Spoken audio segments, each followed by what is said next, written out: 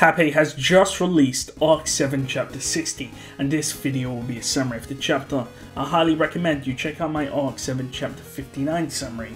Anyways, let's begin. Yona had abandoned the city of Chaosflame and used her soul marriage technique to destroy the Great Calamity. If it didn't work out, then the entire empire would be swallowed. Two people are talking. I speculate this to be Tanza and Abel, by the way, where Abel states that Tanza is a subject of Yona, therefore even if she is young, she can be used to help the city of Chaosflame. Tanza states that she will do it for Yona, and Abel states that it's for a great cause. However, Tanza says she will do it and all she needs is Yona's tears. The scene changes and we see Tanza approach the Calamity. Tanza isn't strong, but she has the power of the soul marriage technique. At this point, no one can stop her. Tanza sees this event as a repayment for her life. Tanza stares at the Calamity. She doesn't feel fear, and she jumps along the rubble towards the Calamity. Yona calls out to Tanza, who then turns around and sees that Yona was shot in the leg by an arrow, most likely done by an archer. Without that arrow, Yona would have ran up to Tanza. Tanza then thanks the archer for stopping Yona, and then prays for Yona's health as she approaches the Calamity. The resulting explosion blew everything away. A crater was left where the Red Rory Castle once stood, showing evidence that just a mere moments ago the Calamity was there. Now though, there was no longer a trace of it. Everyone knew this was the trump card of Yona, which cost the life of a little girl. Kathma looks down and thanks the girl for her sacrifice. Kathma says he isn't worthy. Kathma's philosophy was simple. His lack of strength required someone else to be sacrificed. Kathma faces Medium and states that now that the situation has been solved, they should end their truce. Medium asks if they'll fight, and Kathma says no. Kathma says it's his priority to meet up with the person he is escorting. Other matters are trivial at this point. Medium takes offense to Kathma's statement. Then Al shows up, and Al is wearing his helmet which he found lying around the debris. Medium is shocked that he found it, and Al stated that no one in this world could break it. Al again asks what Kathma wants to do, if they'll fight, and Kathma disagrees, but asks how Al knew what to do when the Great Calamity attacked, only for Al to say that it was a trade secret. With that, Kathma turns around and says the next time they meet they'll be enemies, and Medium thanks him for his work, but he said he did it because he's a general. With that, he flew off into the distance. Medium thanks Al for saving her life, and Al thanks Medium for being there. Al thinks about Tanza. If Tanza did not show up, then all of them would have died. Medium states that they could have tried harder, and Al says that they tried everything and it did not work. Medium didn't fully understand what Aldebaran meant, but assumed Al was trying to cheer Medium up. Medium says thank you, and Aldebaran says you're welcome, with Al's repeated words being lost on Medium. The scene changes.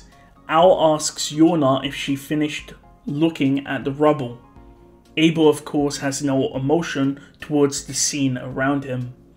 Abel states he can only offer her what was in his letter, and he wants an answer. Yona states that she lost a lot today, but Abel isn't swayed by her emotions. Yona pulls out a hairpin which belonged to Tanza's sister. This hairpin was actually made from Tanza's sister's horn when she died. We see that the hairpins are tributes from those who have nowhere to go. Yona has scales, feathers, and more, each given to Yona because the people of Chaosflame wanted to show their gratitude to her. These are Yona's greatest treasures. Abel states that the false emperor and his men are making their move, so they also need to move on. Yona asks what to do now, and Abel states to make Gawaral their base of operations, and with Yona's help they can seize towns along the way as they expand. Yona asks if Abel will do what he said he would do in his letter, and Abel said it's up to Yona to decide if she wants to pursue her long-standing wish or to pursue true love. With that, Yona pulls out her pipe and smokes. The scene changes. We see Tarita approach Abel. Abel states that Yona's wound will be healed by tomorrow. From looking at Yona, you can see that she was suffering from wear and tear. In that moment, Tarita cast off the destiny that was given to her by her soul sister, Maru, and instead of shooting Abel in the heart, she shot Yona. She didn't know what would happen as a result. There was one reason why she didn't trust the stars, because the stars changed Maru for the worst. Tarita had a bad experience with the stars, so she didn't choose to follow it. Tarita allowed Tanza to reach the calamity, which defeated it at the cost of her life. Abel comments on Tarita's complexion, as she doesn't look good, and Tarita says she avoided her chosen destiny as she didn't shoot Abel. Abel says that Tarita's choice will be seen as right or wrong based on her actions later on. Abel then asks what Tarita will do, and Tarita says she will speak to her sister and Utakata. Abel, hearing this, also knows that Tarita is not a stargazer. Either way, Abel is disgusted. Tarita asks if Abel will include chaosflame's inhabitants in his war, and he says he will. However, Al shows up and states that Yona's feelings may not be 100% on Abel's side. However, Abel said Yona already made up her mind. Abel states that he will take advantage of Yona's weakness. If Yona refuses to walk the same path as Abel, then her citizens will have no place to call home. Tarita seemingly agrees with Abel's plan, but Medium is against them. Al interrupts them, saying that he needs to tell them about something. The air gets tense. Medium then asks where Subaru went. Medium states that Yona said the darkness came from within Subaru. Tarita thinks back to her soul sister's prediction, a traveller with black hair and black eyes. She initially thought Subaru was the person. However, when she met Abel, she believed that Abel was the actual true person of the prophecy. However, now that she was having doubts about that after seeing what happened to Subaru, and thought that maybe it was Subaru after all. Either way, Abel said there's no way Subaru survived, and he's dead. Medium disagrees, but Abel shuts her down, saying that she's arguing from emotion. Even Tarita deep down believes that Subaru is dead. Tarita then apologizes to Subaru, however Al says that Subaru is alive, with such a conviction that Abel asks why that Aldebaran is certain that Subaru is alive. Aldebaran then says that he knows it because Subaru isn't the person who would just die, and furthermore because the world isn't dying. Abel dismissed Al's words and tells him to go be a clown in front of Priscilla. Al confronts Abel, asking him his opinion on whether or not Subaru is dead. Abel states that since it wasn't the great disaster, Subaru should still have a role left to play. Medium is confused, and Abel said he wanted to see a reason if Subaru was alive, which wasn't based on emotion, and states that he does have a reason to why he believes that Subaru is still alive.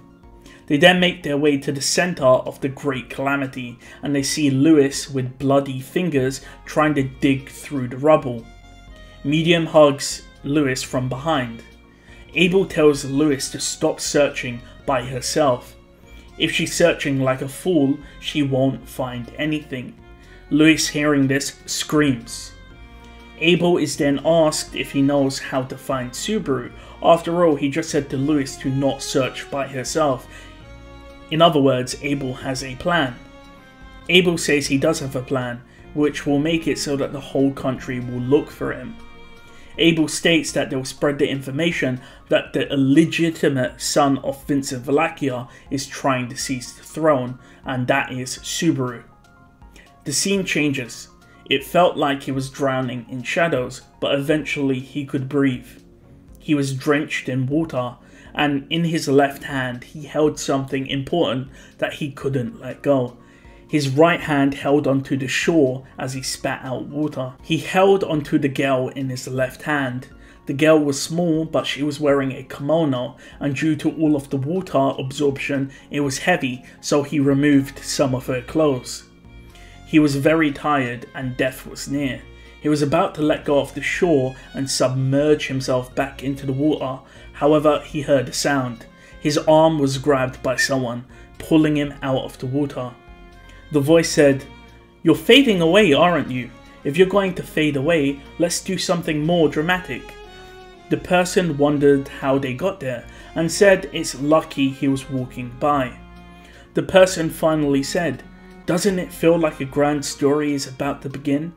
Natsuki Subaru, who heard the statement, couldn't respond and his consciousness fell away.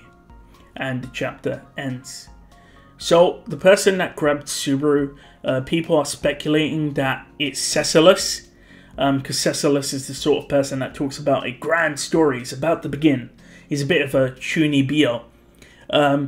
It seems that Tanza is alive. The person that Subaru is holding onto his left hand seems to be Tanza in a kimono, and the girl is supposed to be small, so we know Tanza is most likely alive again, and they both got teleported somewhere, and Cecilus seems to have spotted them and pulled them out of the water, and Subaru also undressed Tanza a tiny bit, so she wasn't as heavy. So, Tappei, what are you doing? Tappei is really interesting. Al says some really interesting lines. He says that his helmet cannot be destroyed, and he also says that if Subaru dies, the world would be dying. So I'm not sure what Al's referring to here, but Al's definitely dropping some insane lore. But anyways, let me know what you thought. Thank you for watching. I'll see you guys next time.